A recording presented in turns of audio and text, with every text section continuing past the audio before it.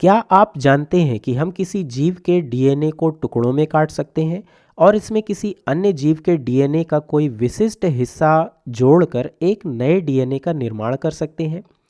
इस प्रकार तैयार किए गए नए डीएनए को जेनेटिकली मॉडिफाइड डीएनए यानी आनुवंशिक रूप से संशोधित डीएनए कहा जाता है और जैव प्रौद्योगिकी में हुए आधुनिक विकास ने यह संभव बना दिया है। लेकिन ध्यान रखें कि डीएनए को टुकड़ों में काटने के लिए हम जिस कैंची का उपयोग करते हैं वह कोई सामान्य कैंची नहीं होती है, जैसा कि यहाँ प्रतीकात्मक रूप से दर्शाया गया है, बल्कि यह आणविक कैंची होती है। इसका मतलब यह है कि यह सारा कार्य आणविक स्तर पर होता है। चूँकि डीएनए इतना सूक्ष्म होता है कि हम इसे अपनी आँखों से नहीं देख सकते, इसलिए इसे काटने के लिए आणविक कैंची का उपयोग किया जाता है।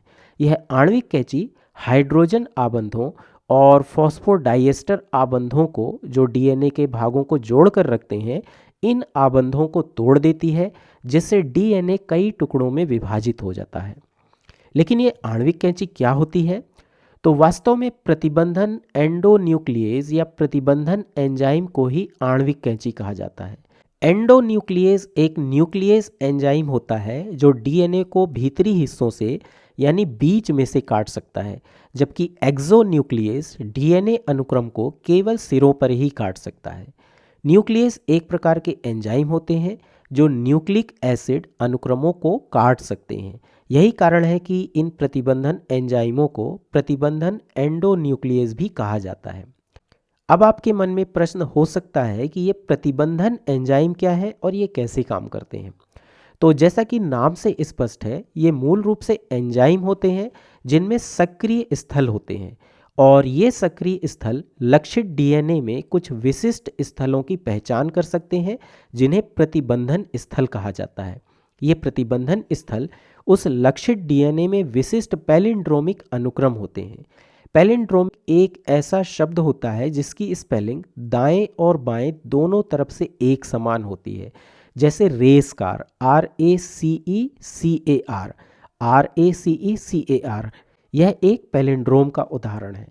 इसी तरह प्रतिबंधन एंजाइम लक्षित डीएनए में विशिष्ट प्रतिबंधन स्थलों की पहचान करते हैं जो 5 से 8 न्यूक्लियोटाइड वाले छोटे पैलिंड्रोमिक अनुक्रम होते हैं और डीएनए को उन प्रतिबंधन स्थलों से काट सकते हैं। जैसे ये प्रतिबंधन स्थलों के कुछ उदाहरण हैं जिन्हें कुछ प्रतिबंधन एंजाइम पहचान सकते हैं और डीएनए को इन प्रतिबंधन स्थलों से काट सकते हैं।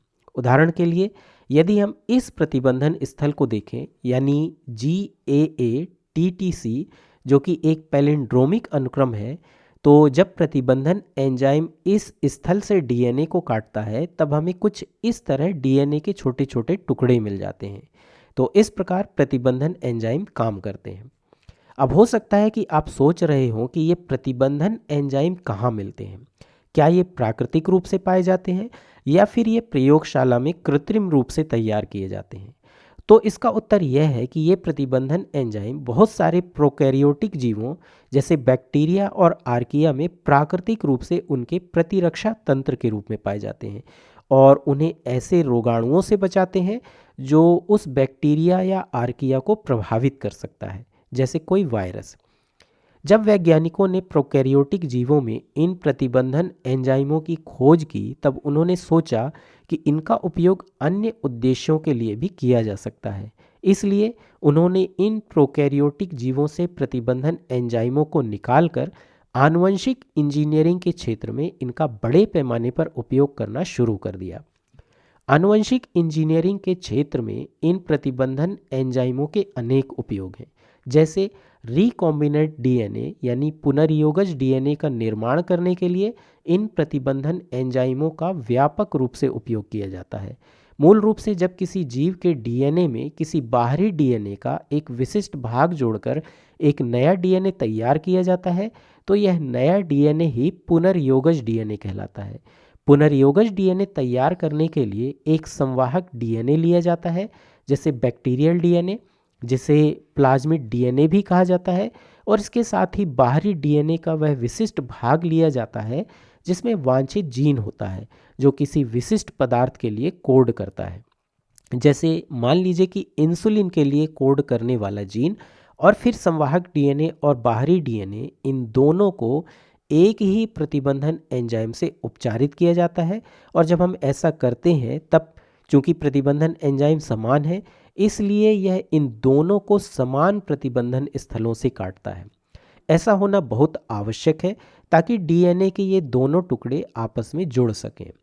इस प्रकार जब प्रतिबंधन एंजाइम संवाहक डीएनए को प्रतिबंधन स्थलों पर काट देते हैं, तब डीएनए लाइगेज एंजाइम की सहायता से बाहरी डीएनए को संवाहक डीएनए में जोड़ दिया जाता है और इससे हमें अंततः जो डीएनए प्राप्त होता है यही पुनर्योगज डीएनए होता है।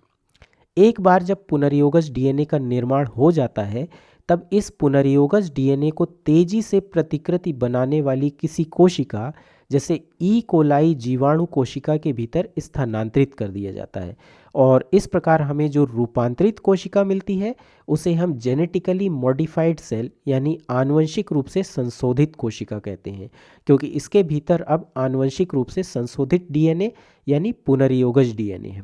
इसके बाद जब यह जीवाणु कोशिका विभाजित होती है और इसकी प्रतिकृतियां बनती हैं और प्रोटीन का उत्पादन होता है, तब बाहरी डीएनए के जीन द्वारा कोड किए गए प्रोटीन का भी उत्पादन होता है। इस प्रकार पुनर्योगज डीएनए का निर्माण प्रतिबंधन एंजाइमों के उपयोग का एक महत्वपूर्ण उदाहरण है। आइए अब कुछ प्रतिबंधन एंजाइमों को देखते हैं। तो अभी तक कई प्रतिबंधन एंजाइमों की खोज की जा चुकी है और इनका नामकरण उस जीव के नाम के आधार पर किया गया है जिससे इन्हें प्राप्त किया गया है। इनमें से कुछ प्रतिबंधन एंजाइमों के नाम और जिस जीव से उसे प्राप्त किया गया है उस जीव का नाम आप इस टेबल में देख सकते हैं। जैसे एस्चेरिकिया कोलाई या ई कोलाई जीवाणु से प्राप्त किए गए प्रतिबंधन एंजाइम का नामकरण ई को R1 है, जिसमें ई का मतलब एस्चेरिकिया है जो कि इस जीवाणु का वंश नाम है। इसी तरह CO इस जीवाणु की प्रजाति के नाम के पहले 2 अक्षरों को दर्शाता है। R इस जीवाणु के उस स्ट्रेन को दर्शाता है जिससे यह प्रतिबंधन एंजाइम प्राप्त किया गया है और 1 प्राप्त किए गए एंजाइम का अनुक्रम है। इसका मतलब है कि ई को R1 ई कोलाई जीवाणु के R स्ट्रेन से निकाला गया पहला प्रतिबंधन एंजाइम है। इसी तरह इस HAE3 प्रतिबंधन एंजाइम को देखिए जिसे हीमोफिलस इजिप्टियस नामक जीवाणु से प्राप्त किया गया है।